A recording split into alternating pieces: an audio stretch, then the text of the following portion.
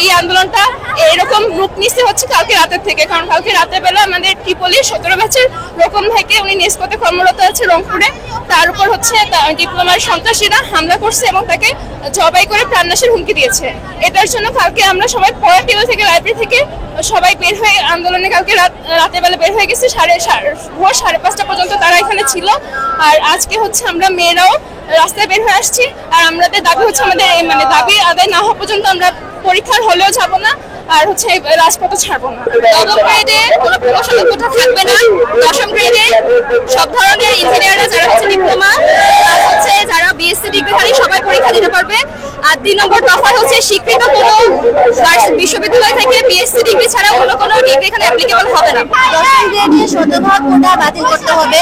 নবম গ্রেডে 33% কোটা সেটা বাতিল করতে হবে এবং সবাইকে পরীক্ষা দিয়েই জবে ঢুকতে হবে। কেউ পরীক্ষা না দিয়ে শুধুমাত্র কোটার কারণে ডিপ্লোমা বললাম ইঞ্জিনিয়ার হয়ে গেলাম এমন কোনো কথা নেই।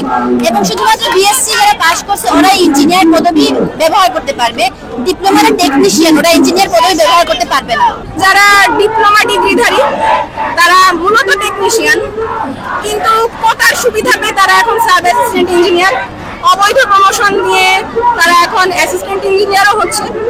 তো আমাদের অ্যালামনাই ভাইয়ের অপরাধ ছিল, উনি ইঞ্জিনিয়ারদের যারা তথাকথিত ইঞ্জিনিয়ার তাদেরকে টেকনিশিয়ান বলেছেন। টেকনিশিয়ান বলার অপরাধে ওনাকে হত্যার হুমকি পেতে হয় এবং হেনস্থাও করা হয়। এটাই হচ্ছে ওনার অপরাধ, আর ওনার কলিগরা এটা করেছেন। এই যে ইঞ্জিনিয়ারের একটা পদ, এটা 100% হচ্ছে এই যে পলিটেকনিকের যারা হচ্ছে 3 বছর মেয়াদি যে কোর্সটা করে আসে, তারপরে তারা কিন্তু এই ইঞ্জিনিয়ারদের পদটাই দখল করছে। শুধু তাই না, তাদের হচ্ছে 33% পর্যন্ত এখান থেকে 10ম গ্রেড থেকে 9ম গ্রেডে উন্নতি ছিল, কিন্তু তারা সেইটা লঙ্ঘন করে সেই 33% তো করছেই, সাথে বিভিন্ন ক্ষেত্রে 70% থেকে 40 থেকে 70-এর নিচে কোথাও নাই। সমস্ত পদগুলো তারা এইভাবে তাদের নিজস্ব সিন্ডিকেট দাঁড় করেছে উপরের দিকে। তারা হচ্ছে এইভাবে সিন্ডিকেট তাদের নিজস্ব লোকদের প্রমোশন দিয়ে এইভাবে আমাদের প্রকৌশলীরা সেখানে যারা 9ম গ্রেডে গিয়ে পরীক্ষা দিয়ে সেখানে হচ্ছে নিয়োগ পায়, তারা হচ্ছে ঠিক মতো সেখানে হচ্ছে প্রমোশনটা পাচ্ছে না। তো আমাদের এখানে প্রথম দাবি থাকবে যে 10ম গ্রেড যেহেতু পলিটেকনিকের শিক্ষার্থীরা ওখানে নিয়োগ হইতে পারে, তাহলে আমরা তো ইঞ্জিনিয়ার, আমরা হচ্ছে তাদের থেকে হায়ার লেভেলের ডিগ্রি নিয়েও আমি সেটাতে আবেদন করতে পারতেছি না। তাদের জন্য 100% কোটা।